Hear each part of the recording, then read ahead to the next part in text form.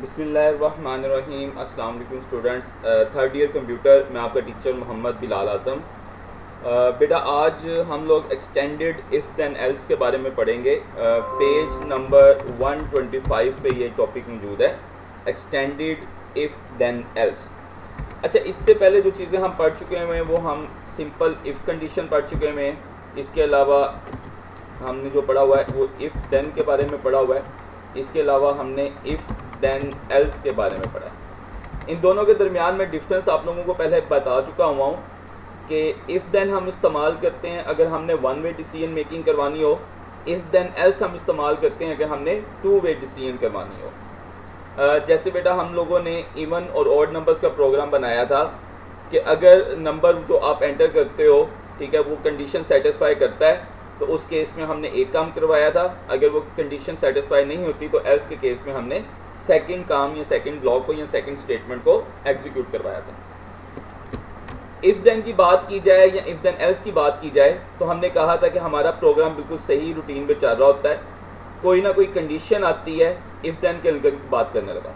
If then के case में जब कोई कंडीशन आती है तो उस कंडीशन के ट्रू होने के केस में हम कोई अजाफी काम करवाते हैं, और फॉल्स होने के केस में अगर वो कंडीशन ट्रू नहीं होती तो हमारा प्रोग्राम बिल्कुल नॉर्मल बिहेवियर के अंदर चलता रहता है।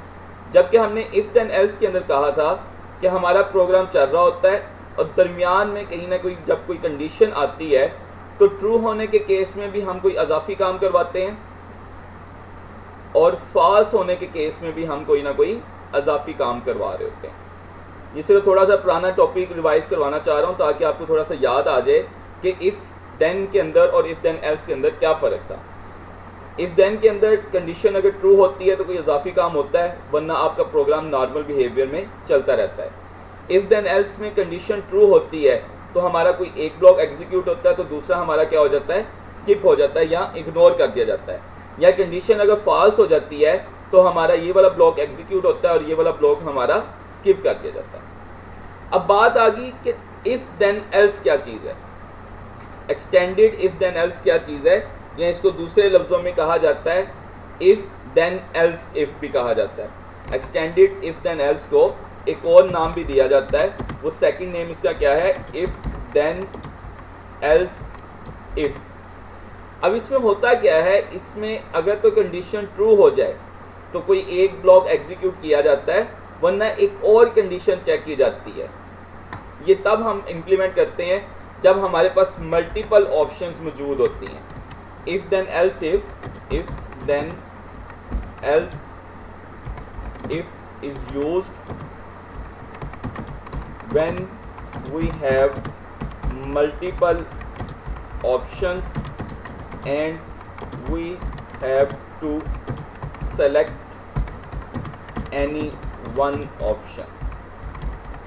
जब हमारे पास मल्टीपल ऑप्शंस मौजूद होती हैं और हमने उनमें से किसी एक ऑप्शन को सिलेक्ट करना होता है या किसी एक ऑप्शन के मुताबिक अपना प्रोग्राम चलाना होता है, तो उस टाइम बेटा हम इफ़ देन एल्स इफ़ का इस्तेमाल करते हैं, जिसको एक्सटेंडेड इफ़ देन एल्स भी कहा जाता है।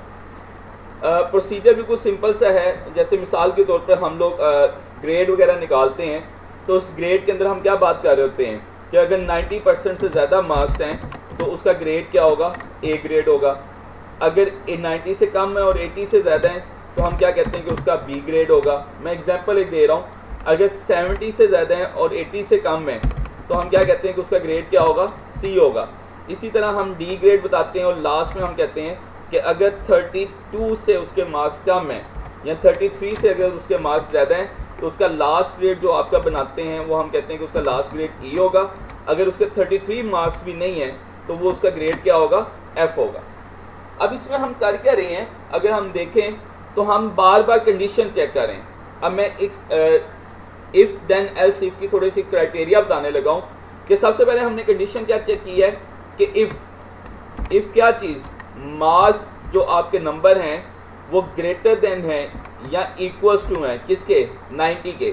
90 से ज़्यादा या 90 के बराबर हैं देन, तो उस केस में क्या करना है, उस केस में मैसेज बॉक्स प्रिंट कर देना। किस चीज़ को प्रिंट कर देना है भाई, ए को प्रिंट करवा देना। बिल्कुल सिंपल सी चीज़ है।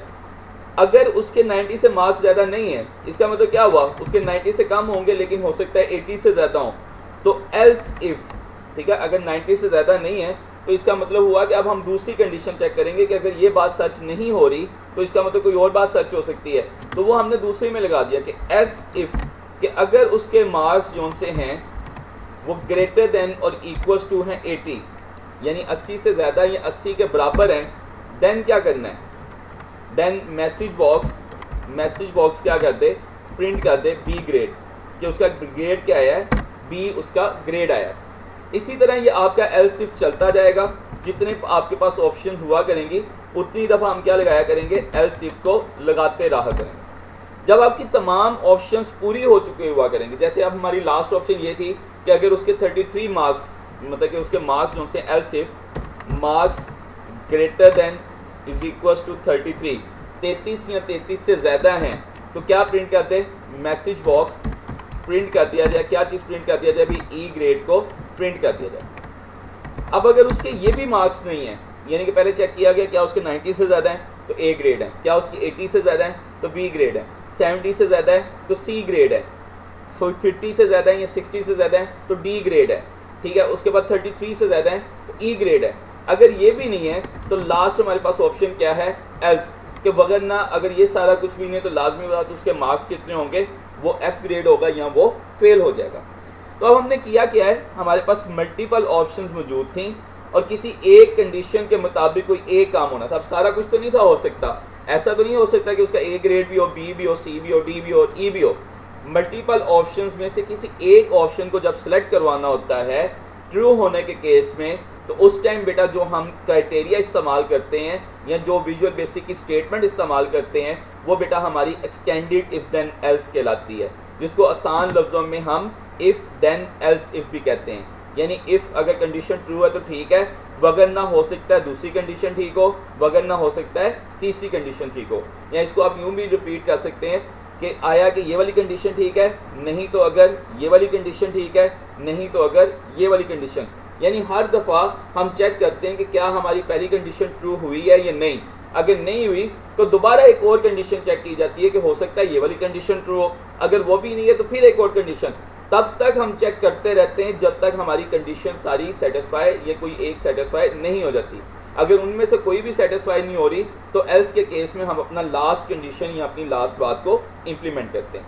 अब बेटा विजुअल बेसिक के अंदर हम इसी से रिलेटेड एक प्रोग्राम बना कर देखेंगे और उसके बाद डिसाइड देखेंगे कि ये किस तरीके से वर्किंग कर रहा है और हम मल्टीपल ऑप्शंस में से किस तरह एक ऑप्शन को सिलेक्ट कर रहे होंगे।